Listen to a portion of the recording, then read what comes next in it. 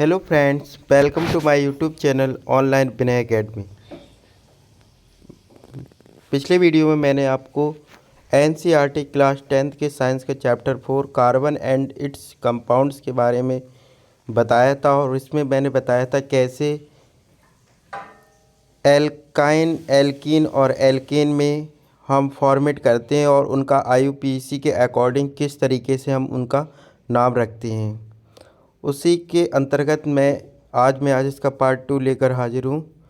अगर आपने इससे पहले मेरा पार्ट 1 नहीं देखा तो आप वीडियो लिस्ट में जाकर इसको देख सकते हैं, और अगर आप मेरे चैनल पर पहली बार आए तो प्लीज़ इसको सब्सक्राइब करना ना भूलें।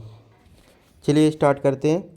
मैंने आपको बताया था कि 3 तरीके के हाइड्रोकार्बन्स होते हैं, जिसमें एक होता है आपका एल्केन, जिसका नॉर्मल फार्मूला होता है CnH2n+2। इसको हम बोलते हैं एल्केन। दूसरा हाइड्रोकार्बन होता है, उसको बोलते हैं एल्कीन, जिसका जनरल फार्मूला होता है CnH2n। इसको बोलते हैं एल्कीन। और तीसरा एक इसका फार्मूला होता है जिसको बोलते हैं एल्काइन, जिसका जनरल फार्मूला होता है CnH2n-2।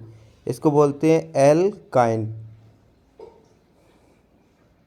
किस तरीके से मैंने बताया था कि अगर आपको फर्स्ट टर्म में एल्केन है तो वो सिंगल बॉन्ड को डिनोट करता है, एल्काइन होता है वो डबल बॉन्ड को डिनोट करता है, और एल्कीन होता है वो डबल बॉन्ड को, तथा एल्काइन जो होता है वो ट्रिपल बॉन्ड को डिनोट करता है। तो देखिए, इसमें इस लिस्ट के थ्रू आपको समझाया गया है कि हाइड्रोकार्बन के नाम तथा उनका आणविक सूत्र तथा उनका संरचना सूत्र। जैसे कि एल्कीन में एल्कीन का जो दिया है एथीन, मैंने बताया था अगर एक कार्बन होगा तो मैथ बोलेंगे, 2 कार्बन होंगे तो एथ बोलेंगे। अब ये एल्कीन का फॉर्मूला है, इसलिए इसका नाम क्या हो जाएगा, एथीन।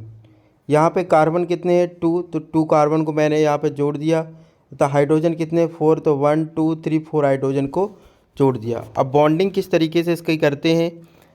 बॉन्डिंग मैंने आपको बताया था कि जो कार्बन जो होता है उसका जो एटॉमिक नंबर होता है, एटॉमिक जो नंबर होता है कार्बन का वो होता है 6। अगर हम इसका इलेक्ट्रॉनिक कॉन्फ़िगरेशन करेंगे तो फर्स्ट सेल में 2 इलेक्ट्रॉन जाएंगे और लास्ट सेल में 4 इलेक्ट्रॉन जाएंगे। यानी कि जो कार्बन जो होता है उसके अंतिम कोष में 4 इलेक्ट्रॉनों की कमी होती है, तो वो हर एक एलिमेंट अपने लास्ट सेल में 8 इलेक्ट्रॉन चाहता है ताकि वो स्टेबल हो सके। अब जैसे कि ये जो फार्मूला आपको दिया गया है C2H4, इसमें किस तरीके से, अब इसका अगर आपको नाम, पहले तो ये देखिए कि इसका नाम कैसे याद रखते हैं। यहाँ पर कार्बन का नाम क्या है, कार्बन यहाँ पर कितने हैं, यहाँ पर 2, तो इसका नाम हो जाएगा एथ, क्योंकि पहले को बोलते हैं मैथ और 2 कार्बन को बोलते हैं एथ। अगर हम इसका स्ट्रक्चर बनाएंगे, स्ट्रक्चर अगर हम इसका बनाएंगे C2H4 का, तो यहाँ पे 2 कार्बन, पहले कार्बन से कार्बन को ऐड कर देंगे सिंगल बॉन्ड के थ्रू, फिर 2 हाइड्रोजन आप ऐड कर देंगे इस तरीके से। अब यहाँ पर देखिएगा, इस कार्बन के पास कितने इलेक्ट्रॉन है, 4, और इसको 8 इलेक्ट्रॉन चाहिए, तो एक ये यहाँ से मिल जाएगा 5, यहाँ से 6 और यहाँ से 7। फिर भी अभी इसके पास कितने इलेक्ट्रॉन की कमी है, 1 इलेक्ट्रॉन की कमी है, इसलिए यहाँ पर एक बॉन्ड लगाना पड़ेगा। तो इस प्रकार इसके पास 8 इलेक्ट्रॉन हो जाएंगे। यहाँ पर भी देखिए इसके पास 4 इलेक्ट्रॉन थे, 4 5 6 7 और 8। इस प्रकार दोनों कार्बनों पर 8 इलेक्ट्रॉन हो जाएंगे। अब यहाँ पे डबल बॉन्ड लग गया है, इसलिए यहाँ पे 2 कार्बन है, तो इसलिए इसका नाम हो जाएगा एथीन, क्योंकि डबल बॉन्ड होता है वो एल्कीन का फार्मूला होता है। अगर आपको नहीं समझ आया तो इसको मैं फिर से समझा सकता हूँ। जैसे यहाँ पे लिखा है C2H4, तो यहाँ पे दोनों कार्बन को सिंगल बॉन्ड से पहले जोड़ देंगे, फिर 2 हाइड्रोजन को कार्बन से, चारों हाइड्रोजन को जोड़ देंगे, ऊपर भी या बगल में कहीं पे भी जोड़ सकते हैं।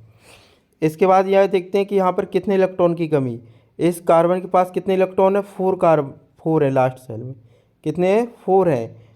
4 जो है ना, इस कार्बन के पास 4 जो इलेक्ट्रॉन है, तो ये कि इससे मिल जाएगा तो 5 हो जाएगा, इससे 6 और इससे मिल जाएगा तो 7 हो जाएगा। लेकिन एक इलेक्ट्रॉन की अभी भी कमी होगी, तो ये क्या करेगा, एक इलेक्ट्रॉन इससे शेयर कर लेगा। इस प्रकार इसमें एक बॉन्ड बढ़ जाएगा। और अब देखिए इसके पास कितना हो जाएगा, सी के बाद 4 5 6 7 8, इस प्रकार इसके पास भी 8 इलेक्ट्रॉन हो जाएंगे। इस वाले कार्बन पर भी देखते हैं, तो 4 तो इसके पास ऑलरेडी है, एक इस बॉन्ड से मिल जाएगा 5, इससे 6, और ये 2 बॉन्ड है, ये तो 7 और 8, इस प्रकार इसके कितने हो जाएंगे, 8 इलेक्ट्रॉन हो जाएंगे। अब इसमें 2 कार्बन है, तो 2 कार्बन का नाम मैंने बताया था एथ। अब यहाँ पे बॉन्ड कैसे लगा है, डबल, और डबल बॉन्ड किसका होता है, एल्कीन का, तो इसलिए इसका नाम हो जाएगा एथीन। क्या नाम हो जाएगा, एथीन। ठीक है ना। अगर ये इस तरीके से होता, CH C2 H6, इस तरीके से अगर होता, तो यहाँ पे 2 कार्बन ऐड हो जाते, यहाँ पे 6 इलेक्ट्रॉन इससे जुड़ जाते, हाइड्रोजन जुड़ जाते हैं। इस तरीके से यहाँ पे 6 हाइड्रोजन जुड़ जाते हैं। अब इसमें इलेक्ट्रॉनिक देख लेते हैं, यहाँ 4 है, इसके बाद 4 के बाद 5 6 7 8, यहाँ पर भी देखिए 4 इसके पास है, तो ये हो जाएगा 5 6 7 8, दोनों कार्बन के पास 8 इलेक्ट्रॉन है, इसलिए इसमें बॉन्ड लगाने की कोई भी ज़रूरत नहीं। इसमें 2 कार्बन है, तो इसका नाम हो जाएगा एथ। लेकिन यहाँ पर कैसा बॉन्ड लगा है, सिंगल बॉन्ड लगा है कार्बन के बीच में, इसलिए इसका नाम हो जाएगा एथेन, क्योंकि ये एल्केन का फॉर्मूला है। जिसमें सिंगल बॉन्ड होता है वो एल्केन होता है। फिर से मैं आपको बताऊं, जो सिंगल बॉन्ड जो होता है वो एल्केन को शो करता है, सिंगल बॉन्ड।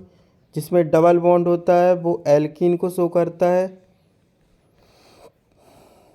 और जिसमें जिसमें ट्रिपल बॉन्ड होता है वो एल्काइन को शो करता है। ठीक है। अगर एक इलेक्ट्रॉन होगा तो इसका नाम मैथ होता है, और एल्काइन की वजह से इसका नाम मैथेन हो जाएगा। एक कार्बन होगा, और अगर 2 कार्बन होंगे तो इसका नाम मैथीन हो जाएंगे। कार्बन एक ही है, क्योंकि फॉर्मूले की वजह से इसका नाम बदल जाएगा, और इसका नाम होगा मैथाइन हो जाएगा। ठीक है ना। तो आपको समझ में आ गया कि किस तरीके से इसका नाम रख सकते हैं। जैसे इस वाले फॉर्मूले के देख लेते हैं, ये प्रोपीन है, प्रोपीन का क्या दिया है, C3H6, C3H6 है। देखिए किस तरीके से बनेगा, C3H6, C3H6।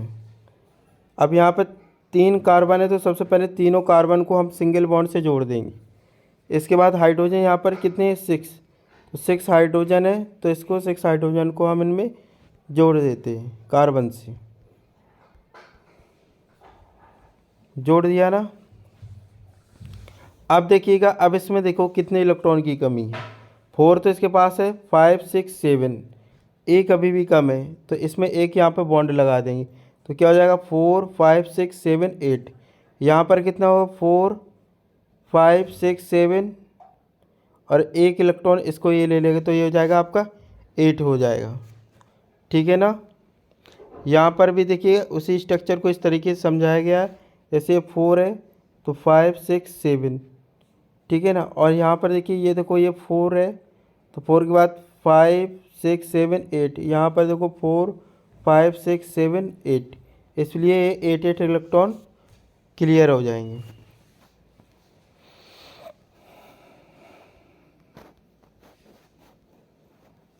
अब देखिए, संरचना के आधार पर हाइड्रोकार्बन 2 तरीके से होते हैं। अगर हम स्ट्रक्चर के अकॉर्डिंग देखें तो हाइड्रोकार्बन जो होते हैं वो 2 तरह से होते हैं। एक होते हैं चैन वाले हाइड्रोजन, जिनकी एक सीधी चैन होती है, दूसरी होती है ब्रांच चैन, जिसमें ब्रांच निकलती है, ब्रांच चैन हाइड्रोजन, जिसको बोलते हैं शाखित श्रृंखला और सीधी श्रृंखला या स्ट्रेट श्रृंखला। स्ट्रेट श्रृंखला का मतलब ये है, इसमें जो कार्बन जो होते हैं वो एक सीधी श्रृंखला में कार्बन से कार्बन जुड़े हुए होते हैं। और शाखित श्रृंखला में क्या होता है, जिसमें कार्बन जो है ना वो ब्रांच के फॉर्म में भी बटे हुए होते हैं, उनको हम शाखित श्रृंखला बोलते हैं।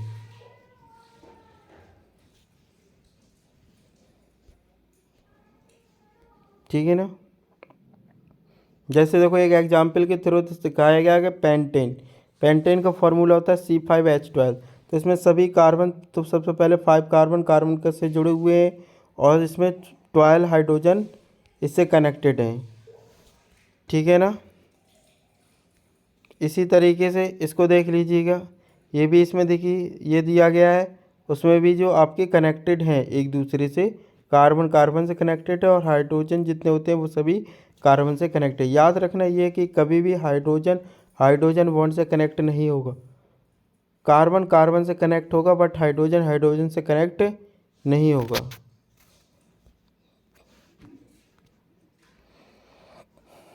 उपयुक्त तीनों उदाहरणों में हमने आणविक सूत्र समान है लेकिन भिन्न भिन्न संरचनाओं वाले ऐसे यौगों को हम संरचनात्मक समन्वयन भी कहते हैं, समन्वय भी बोलते हैं, मतलब स्ट्रक्चर कंपाउंड्स भी कहते हैं इनको। अब देखिए जैसे वलय, वलय का मतलब होता है रिंग टाइप में। जैसे संतृप्त हाइड्रोकार्बन की बात करें तो इसमें देखो 1 2 3 4 5 6, यहाँ पे 6 कार्बन एक दूसरे से जुड़े हुए हैं। अब इसके बाद 4 इलेक्ट्रॉन होते हैं तो ये एक दूसरे से शेयर कर लेते हैं, जैसे 4 है तो 5 6, ठीक है। यहाँ पर भी देखो 4 है तो 5 6, 4 है तो 4 5 6, 4 है तो 5 6, 4 है तो 5 6, इस तरीके से एक दूसरे से क्या होते हैं, कनेक्ट होते हैं। इसमें देखिएगा इसमें किस तरीके से कनेक्ट है, 4 2 6 1 7, ठीक है, 4 2 6 1 7 1 8, 4 2 6 1 7 1 8, इस तरीके से ये कनेक्ट होते हैं। इन्हें असंतृप्त हाइड्रोकार्बन कहते हैं। इनको कभी कभी इस फॉर्म में भी लिख दिया जाता है, जैसे ये जो फॉर्मूला है इसको कभी कभी इस तरीके से भी लिख दिया जाता है, रिंग जिसे बोलते हैं। इसको भी 1 2 3 4 5 6, ये भी एक कार्बन की चेन को ही डिनोट करते हैं। जैसे इस एग्जाम्पल के तरीके दिखाया गया कि C6H12 किस तरीके से ये कनेक्टेड है, इसको देखते हैं, हम समझते हैं किस तरीके से ये बना है C6H12। ये हेक्सॉन है C6H12, यहाँ पे 6 कार्बन है। तो पहले तो सभी कार्बन कार्बन को आपस में जोड़ दीजिए। पहले एक आप हेक्सागोन बना लीजिए, 1 2 3 4 5 6, और इन्हीं सब में एक एक कार्बन 1 2 3 4 5 एंड 6, और कितने हाइड्रोजन है, 12 हैं। तो सभी कार्बन से 2 2 हाइड्रोजन आप क्या कर लीजिए, कनेक्ट कर दीजिए। इस वाले से भी 2 2 हाइड्रोजन, इस प्रकार से 12 हाइड्रोजन कनेक्ट हो जाएंगे। क्योंकि मैंने बताया था कि जितने भी हाइड्रोजन होते हैं वो सभी की सभी कार्बन से ही जुड़े हुए होते हैं। इस तरीके से ये बन जाएगा हेक्सॉन। बेंजीन भी इसी तरीके से बना हुआ है। बेंजीन का जो फार्मूला होता है वो C6H6 होता है। बेंजीन का जो फार्मूला होता है वो होता है C6H6। इसमें भी इसी तरीके से कार्बन जुड़े हुए होते हैं, 1 2 3 4 5 एंड 6। ये जो केमिस्ट्री है इसको एरोमेटिक केमिस्ट्री भी बोलते हैं, याद रखिएगा। इसमें देखिएगा कितने हैं, 6 हैं। तो यहाँ पे एक एक इनसे जोड़ दीजिए, 1 2 3 4 5 6 हाइड्रोजन। अच्छा, इसमें बॉन्डिंग कैसे करते हैं, कहीं से भी स्टार्ट कर दो, एक छोड़ के एक बनाओ। जैसे मैंने यहाँ से स्टार्ट बॉन्ड लगाया तो इसको छोड़ के इसमें लगा दो, इसको छोड़ के इसको लगा दो, एक बॉन्ड छोड़ के एक आपको लगाना है।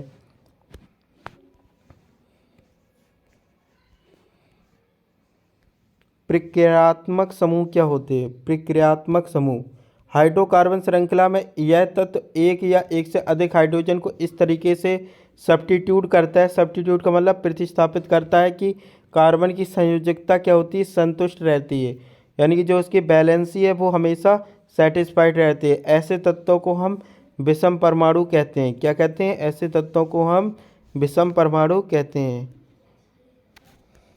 यह विषम परमाणु या विभिन्न परमाणुओं का एक समूह जो कार्बनिक यौगिकों को अभिक्रियाशील या विशिष्ट गुण प्रदान करता है, ऐसे गुणों को ही हम प्रक्रियात्मक समूह कहते हैं। देखिए जैसे कि ये आपको एक एग्जाम्पल के थ्रू बताया गया है। विषम परमाणु, उनका प्रकारात्मक समूह तथा प्रकारात्मक समूह का सूत्र, जो कि बहुत ही एग्जाम की दृष्टि से इम्पोर्टेंट है। जैसे अगर आपको विषम परमाणु ले लीजिए क्लोरीन ब्रोमीन, ठीक है ना। जो क्लोरीन जो ब्रोमीन होते हैं वो क्या करते हैं, वो हैलो फैमिली से हैं। इनके नाम में हमेशा क्लोरो या ब्रोमो का यूज होगा, यानी जब क्लोरीन होगा तब क्लोरो, ब्रोमीन होगा तो ब्रोमीन। मैं आपको बता दूं क्लोरीन, ब्रोमीन और आयोडीन, ये जो IUPAC जो पीरियोडिक टेबल है, इन्हें हैलो फैमिली बोलते हैं, या फिर इनका पूरा नाम है हैलोजन। क्या नाम है इनका, हैलोजन। तो इनके नाम से पहले हमेशा हैलो वर्ड यूज होगा। अगर उनके क्रियात्मक समूह क्या होते हैं, single bond Cl, single bond bromine, single bond I, ठीक है ना। अगला विषम परमाणु है ऑक्सीजन। ऑक्सीजन में कौन कौन से आते हैं, 4 चीज़ें आती हैं, एल्कोहल, एल्डिहाइड, कीटोन और कार्बोक्सिलिक एसिड। एल्कोहल का जो जो जो फॉर्मूला होता है, वो होता है सिंगल बॉन्ड OH। अगर किसी भी एलिमेंट के साथ सिंगल बॉन्ड OH लगा है तो मतलब कि वो एल्कोहल को शो कर रहा है। किसको शो कर रहा है, एल्कोहल को शो कर रहा है। ये पूछे जाते हैं इसके फॉर्मूले कि सिंगल बॉन्ड OH, क्वेश्चन पूछा जाएगा कि एल्कोहल का प्रकारात्मक सूत्र क्या है, तो क्या है, सिंगल बॉन्ड OH। ऑप्शन में दे देंगे single bond OH, single bond Cl, ठीक है, सिंगल बॉन्ड Br, कोई भी दे सकते हो। तो आपको याद रखिए कि एल्कोहल का जो फॉर्मूला होता है, जो वो होता है सिंगल बॉन्ड OH। इसी तरीके से अगर एल्डिहाइड है तो एल्डिहाइड का होता है सिंगल बॉन्ड C, कार्बन से उसे एक हाइड्रोजन और ऑक्सीजन जिसमें डबल बॉन्ड लगा रहेगा। यानी कि जो एल्डिहाइड का जो फॉर्मूला होता है वो होता है सिंगल बॉन्ड C से एक हाइड्रोजन जुड़ा रहता है और ऑक्सीजन के साथ क्या होता है, डबल बॉन्ड। ये क्यों लगे रहते हैं, इनको आप बैलेंसी के फॉर्म में लगे रहते हैं क्योंकि कार्बन के साथ 4 होते हैं, तो 4 1 5 1 6 7 8, इसलिए यहाँ पर ये डबल बॉन्ड लगा रहता है। एल्डिहाइड का जो फॉर्मूला है इसको ध्यान समझिएगा। जो सिंगल बॉन्ड C, एक इससे हाइड्रोजन जुड़ा रहता है और दूसरा ऑक्सीजन। अब यहाँ पे आप पता है कि इस कार्बन के पास कितने, लास्ट सेल में कितने इलेक्ट्रॉन है, 4। अब इसको 8 चाहिए तो 5 तो ये हो जाएगा एक बॉन्ड, इससे 6 हो जाएगा, इससे 7 हो जाएगा। लेकिन अभी भी एक इलेक्ट्रॉन की कमी है, तो ये क्या करेगा, एक इससे क्या कर लेगा, शेयर कर लेगा, ये हो जाएगा डबल बॉन्ड। इस तरीके से ये जो फॉर्मूला है वो एल्डिहाइड को शो करता है। किसको शो करता है, एल्डिहाइड। कीटोन का जो फॉर्मूला है वो है single bond C, single bond C, double bond O, इस तरीके से। यानी कि इस कार्बन के साथ 4 है, 5 1 6 1 7 1 8। जो कीटोन का जो फॉर्मूला है वो यही है। इसी तरीके से अगर आपका कार्बोक्सिलिक एसिड है, जिसे हम कार्बोक्सिलिक अम्ल भी बोलते हैं, उसका जो फॉर्मूला है वो सिंगल बॉन्ड C, एक इससे अल्कोहल जुड़ा होगा और एक इससे हाइड्रोजन जुड़ा होता है। यानी कि single bond C, single bond OH और यहाँ से डबल बॉन्ड O। ये कार्बोक्सिलिक अम्ल या कार्बोक्सिलिक एसिड को शो करता है। इसी तरीके से एल्कीन समूह जो होता है, डबल बॉन्ड C से दोनों जुड़े होते हैं और दोनों इस तरीके से इसमें बॉन्ड लगे रहते हैं। और एल्काइन समूह जो होता है वो ट्रिपल बॉन्ड से जुड़ा रहता है।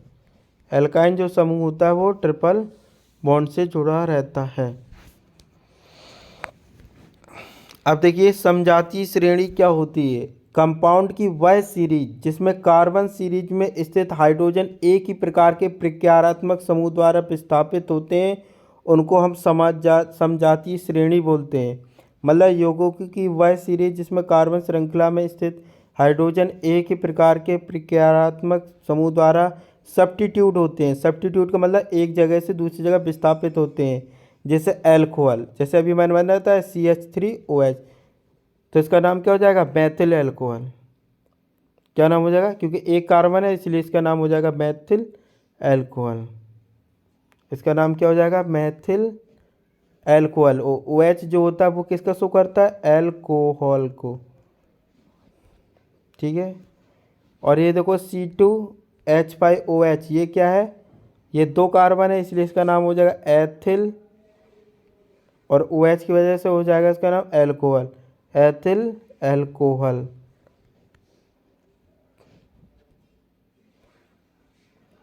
सभी में देखो OH लगा यानी कि Maithil alcohol, C2H5OH ethyl alcohol, ठीक है, C3H5 एल्कोहल, ये भी सभी एथिल, प्रोपो एल्कोहल और ब्यूटेन अल्कोहल, क्योंकि C3 प्रोपीन को शो करता है और C4 किसको करता है, ब्यूट को। सामान्य सूत्र क्या है इसका, समजातीय श्रेणी के उत्तरोत्तर सदस्यों में CH2 का अंतर तथा 14 माइक्रोन द्रव्यमान इकाई का अंतर होता है। समान रासायनिक गुणधर्म एवं अणु द्रव्यमान बढ़ने से इनकी जो फिजिकल प्रॉपर्टीज है वो चेंज हो जाती है। जब भी इनके समान गुणधर्म या अणु का द्रव्यमान बढ़ जाता है तो इनकी जो फिजिकल प्रॉपर्टीज होती है वो चेंज हो जाती है। कार्बनिक यौगिकों की नाम पद्धति, किस तरीके से हम कार्बनिक यौगिकों की नाम पद्धति रखते हैं। यौगिकों में कार्बन परमाणु की संख्या ज्ञात करो तथा प्रक्रियात्मक समूह को पूर्वलग्न या अनुलग्न के साथ दर्शाओ। यानी कि पहले तो आपको ये पता होना चाहिए कि उस सीरीज में कितने कार्बन है, और फिर उसका जो भी प्रक्रियात्मक समूह लगा उसका कभी कभी पूर्वलग्न यानी पहले लगने वाला और अनुलग्न यानी कि बाद में लगने वाले के साथ उसको दर्शाते हैं। जैसे हेलो फैमिली में देख लीजिए, इसका नाम क्या है, इसमें कितने कार्बन है, 1 2 3, 3 कार्बन है ना। तो इसका जो पूर्व लग्न होगा वो क्लोरो होगा क्योंकि इसमें क्लोरीन जुड़ा है। अगर ब्रोमीन जुड़ा होता है तो ब्रोमो होता, आयोडो होता, आयोडीन जुड़ा होता है तो आयोडो होता। यानी कि इसमें इसका नाम हो जाएगा क्लोरोप्रोपीन। क्या नाम हो जाएगा इसका, क्लोरोप्रोपीन। क्लोरो, इसका नाम हो जाएगा क्लोरो, और 3 कार्बन होने की वजह से 3 में प्रोप होता है इसलिए क्लोरोप्रोपीन इसका नाम होगा। सिंगल बॉन्ड लगा क्लोरोप्रोपीन।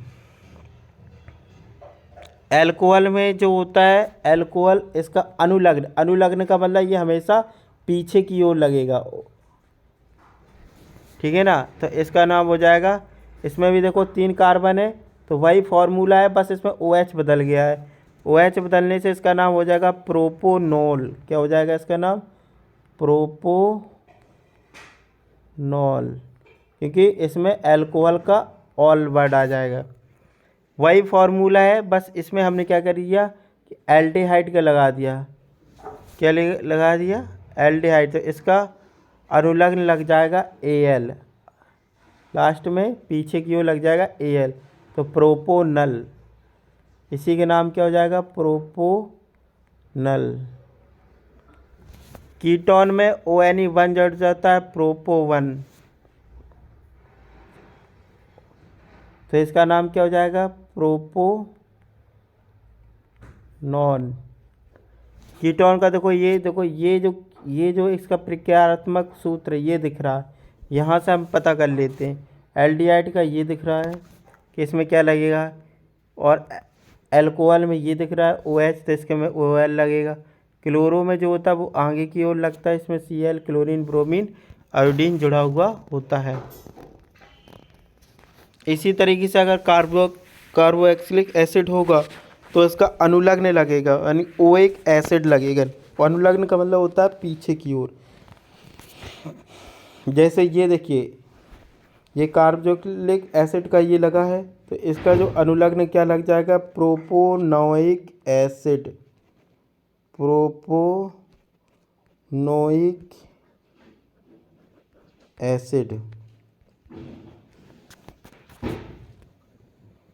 एल्कीन का देख लिए, एल्कीन का मैंने बताया था C से डबल बॉन्ड में लगता है और ENEN जुड़ता है, तो यानी इसका नाम क्या हो जाएगा, प्रोपीन। क्या हो जाएगा, प्रो क्यों लग रहा है, क्योंकि इसमें 3 कार्बन है ना इसलिए प्रोपीन हो जाएगा।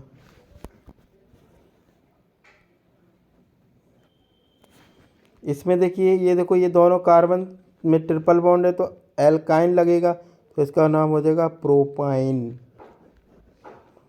प्रोपाइन।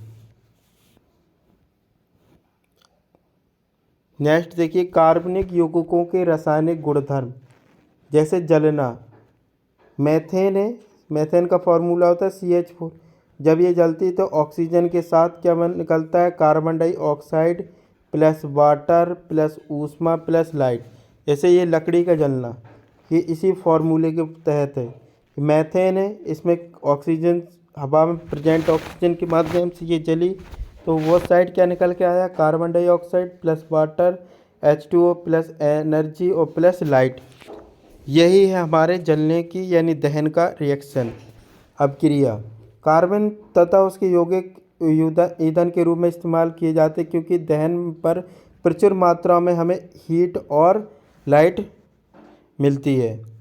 जो सैचुरेटेड हाइड्रोकार्बन होते हैं यानी जो संतृप्त हाइड्रोकार्बन होते हैं, वो वायु की उपस्थिति में जलने पर नीली स्वच्छ ज्वाला उत्पन्न करते हैं, और जो अनसैचुरेटेड कार्बन होते हैं वो जलने पर धुएं वाली पीली ज्वाला उत्पन्न करते हैं।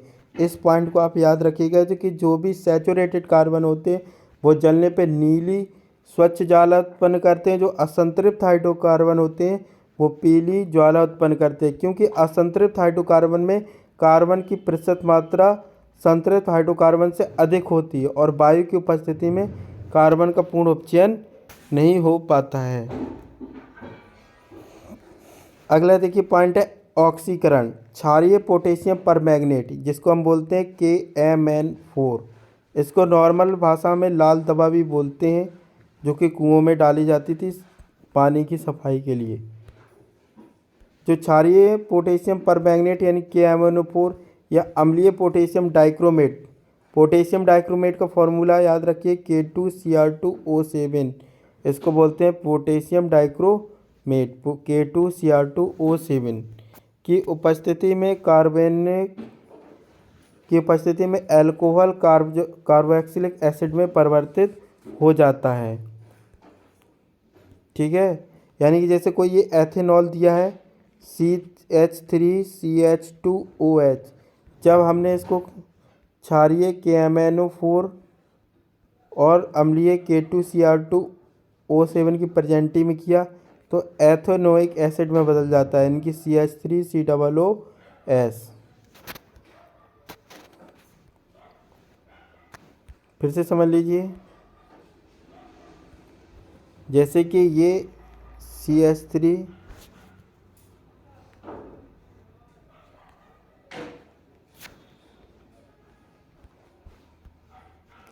CH3CH2OH, इसको जब हमने क्षारीय KMNO4 यानी पोटेशियम परमैंगनेट और K2Cr2O7 इसको अम्लीय माध्यम लिया तो ये किस में बदल जाता है, एथेनोइक एसिड में। किस में बदल जाता है, ये एथेनोइक एसिड में, यानी कि CH3COOH। दूसरी अपक्रिया है जिसको बोलते हैं हम संकलन अपक्रिया, या हम इसका दूसरा नाम है हाइड्रोजनीकरण।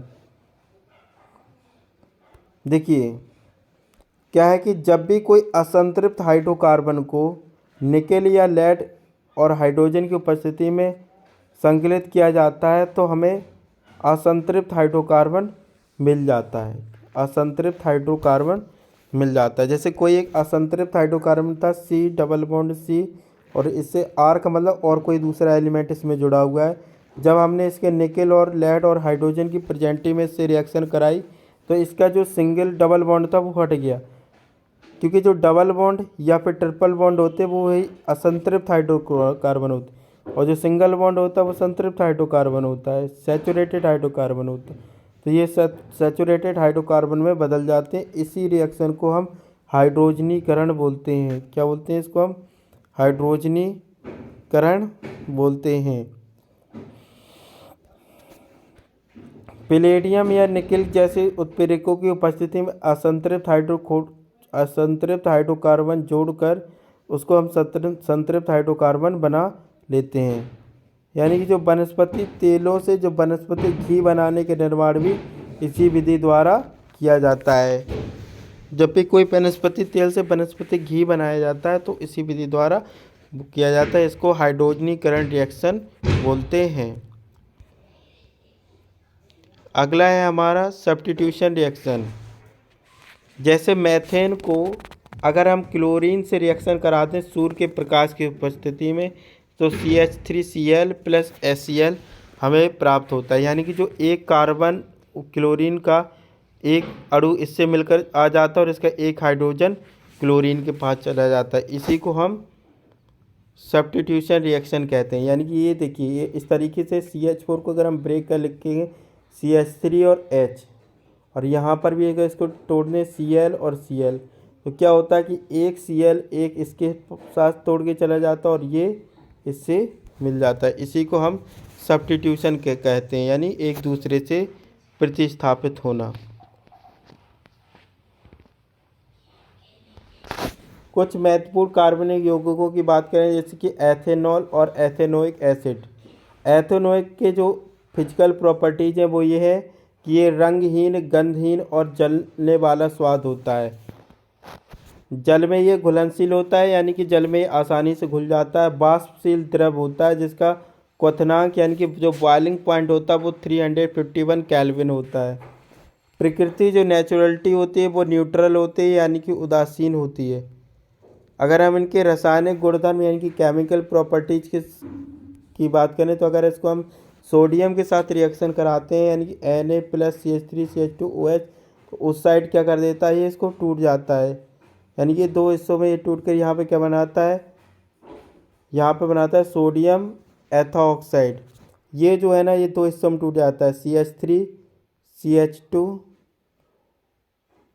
प्लस एक साइड हो जाता है और OH अलग माइनस अलग हो जाता है। तो ये क्या हो जाता है, एक साइड चला जाता है और ये इस साइड चला, इसको बोलते हैं सोडियम एथॉक्साइड। हाइड्रोजन गैस की उत्पत्ति से एथेनॉल की जांच की अपक्रिया द्वारा की जा सकती है। निर्जलीकरण क्या होता है कि जब हम एथिल अल्कोहल को हाइड्रोजन सल्फेट के साथ गर्म कर देते हैं तो ये एथीन प्लस वाटर अलग हो जाता है। इसी को हम निर्जलीकरण बोलते हैं। निर्जलीकरण का मतलब होता है कि किसी भी साल्ट में या किसी भी एलिमेंट में जो जल के जो मॉलिक्यूल्स हैं उनको अलग कर देना। जैसे कि एथिल अल्कोहल जो CH3CH2OH होता है, इसको अगर हम सोडियम हाइड्रोजन सल्फेट के साथ रिएक्शन कराते हैं तो क्या हो जाता है, एथीन अलग हो जाता है और वाटर अलग हो जाता है। इसी को हम बोलते हैं निर्जलीकरण। एथेनोइक एसिड यानी कि जो एसिटिक अम्ल होता है उसके क्या फिजिकल प्रॉपर्टीज होती हैं, ये रंगहीन होता है, स्वाद में खट्टा होता है और सिरके जैसी इसमें गंध होती है। अगर बॉइलिंग पॉइंट करें तो 391 केल्विन होता है। शुद्ध एथेनोइक यानी कि एसिटिक अम्ल शीतलन करने पर बर्फ़ की तरह जम जाता है, इसलिए इसको ग्लेशियल एसिटिक अम्ल भी कहते हैं।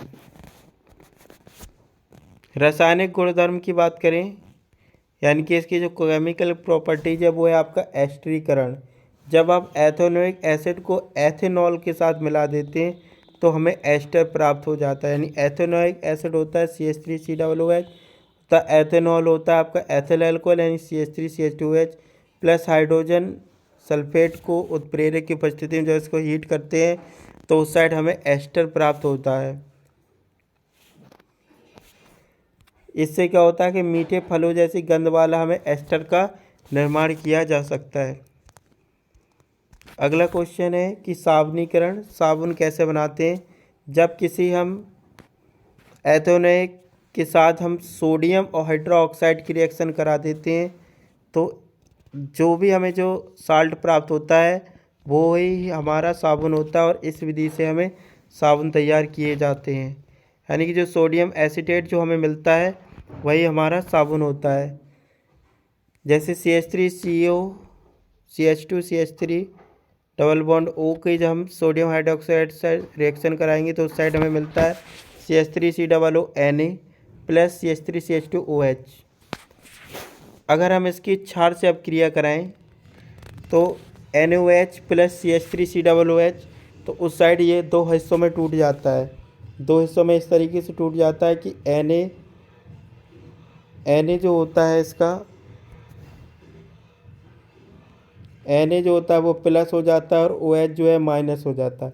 ये भी जो होता है वो अलग हो दो हिस्सों में टूट जाता है, यानी CH3COO माइनस अलग हो जाता है और H प्लस हो जाता है। अब मैंने आपको बताया था कि प्लस वाला हमेशा माइनस की तरफ अट्रैक्ट होता है और माइनस वाला हमेशा प्लस की तरफ अट्रैक्ट होता है। तो यानी CH3COO जो Na है वो प्लस के पास चला जाएगा, यानी कि ये बन जाएगा CH3COO Na, जिसको हम बोलते हैं सोडियम एसीटेट। और यहाँ पर एक हाइड्रोजन आयन बचेगा और यहाँ पे OH आयन, और हाइड्रोजन का प्लस आयन OH का आयन क्या मिला देगा, HOH मिलकर क्या बन जाएंगे, H2O, यानी कि वाटर। इसको हम बोलते हैं साबुनीकरण। इसी से ही ये जो सोडियम एसीटेट होता है ये हमारा साबुन होता है। कार्बोनेट तथा हाइड्रोजन कार्बोनेट से अगर हम इसकी रिएक्शन कराएं, सोडियम जो CH3COOH की जब अगर हम सोडियम कार्बोनेट के साथ रिएक्शन कराते हैं तो इस साइड हमें प्राप्त होता है CH3COONA, यानी कि sodium acetate plus water plus carbon dioxide. अगर इसकी सोडियम हाइड्रोजन कार्बोनेट के साथ करें तब भी वही हमें प्राप्त होता है, sodium acetate plus water plus carbon dioxide. साबुन और अपमार्जक में क्या अंतर होता है, सोप एंड डिटर्जेंट में साबुन जो होते हैं वो लंबी श्रृंखला वाले कार्बोक्सिलिक एसिड, सोडियम तथा पोटेशियम के लवण होते हैं। यानी कि जो हम सॉप साबुन यूज करते हैं वो तो या तो उसमें सोडियम होता है या फिर उसमें पोटेशियम होता है। और जो साबुन का जो नॉर्मली फार्मूला होता है वो होता है C17H35COONA। ये हमारा जो नॉर्मल सॉप होता है नहाने वाले उसका ये फार्मूला होता है C17H35 C70H35COONA। इसको बोलते हैं हम सोडियम एसीटेट। क्या बोलते हैं इसको हम, सोडियम एसीटेट। ये साबुन जो होते हैं वो केवल मृदु जल यानी कि मीठे जल में ही सफाई करते हैं। अपमार्जक यानी कि जो कपड़े धोने वाले जो साबुन होता है वो लंबी श्रृंखला वाले कार्बोक्सिलिक अम्लों के अमोनियम में सल्फेट लवण होते हैं। अपमार्जक जो होते हैं वो कठोर और मृदु दोनों जलों में झाग उत्पन्न करते हैं। साबुन मॉलिक्यूल्स की अगर बात करें तो इसमें दो हिस्से होते हैं, एक होते हैं जलरागी सिरा जिसको हम आयनिक भाग बोलते हैं, दूसरा होता है जलविरागी सिरा जो लंबी हाइड्रोजन श्रृंखला वाले होते हैं। जैसे कि इस मॉलिक्यूल्स को देखिए कि तो इस हिस्से को बोलेंगे हम जलरागी आयनिक और इस वाले हिस्से को बोलेंगे जलविरागी सिरा। साबुन अणु की संरचना की बात करें तो साबुन की सफाई प्रक्रिया, ये एक मैल तैलीय होते हैं। जलविरागी सिरा तेल में घुल जाता है और जलरागी सिरा चारों तरफ पानी से घिर जाता है, इसे मिसली संरचना बना लेता है। जैसे कि अगर साबुन में अगर तेल की बूंद ये है तो ये सोडियम एसीटेट के मॉलिक्यूल अलग, जो सोडियम के मॉलिक्यूल होते हैं वो चारों तरफ इससे घुल जाते हैं। साबुन का जो मिसेल होता है वो मैल को पानी में घुलने में मदद करता है और जिससे कि कपड़े साफ हो जाते हैं। साबुन जो होता है वो कठोर जल में उपस्थित मैग्नीशियम तथा कैल्शियम के लवण के साथ रिएक्शन करके अघुलनशील पदार्थ का स्कंभ बनाता है और यह स्कंभ सफाई प्रक्रिया में बाधा भी डालता है। अपमार्जक का उपयोग करके कठोर जल में सफाई प्रक्रिया प्रभावशाली कठोर जल में उपस्थित मैग्नीशियम तथा कैल्शियम आयनों के साथ जो आयंस होते हैं कठोर जल में मैग्नीशियम तथा कैल्शियम उनके आयन के साथ ये अघुलनशील स्कंभ नहीं बनाता है। यही एक मेन डिफरेंट होता है सॉप एंड डिटर्जेंट में। ये जो सॉप जो होता है उसमें कैल्शियम तथा मैग्नीशियम के जो साल्ट होते हैं वो रिएक्शन करके एक स्कंभ बनाते हैं जो कि ये सफाई में प्रक्रिया में बाधा डालते हैं। जबकि जो डिटर्जेंट होता है वो कठोर जल में भी रिएक्ट करता है, हार्ड वाटर में भी, और इसके जो मॉलिक्यूल होते हैं मैग्नीशियम तथा कैल्शियम के जो आयंस होते हैं वो अघुलनशील होते हैं, मतलब कि ये घुलते नहीं हैं। तो फ्रेंड्स इस वीडियो के माध्यम से मैंने NCERT क्लास 10th का chapter 4 carbon and its compound का पार्ट 2 मैंने कंप्लीट करा दिया। इस प्रकार इस चैप्टर का ये पार्ट ख़त्म हो गया है। अगर आपको ये मेरा वीडियो पसंद आया है तो प्लीज़ इसको सब्सक्राइब करना ना भूलें और इसको लाइक शेयर अवश्य करें। Thank you for watching.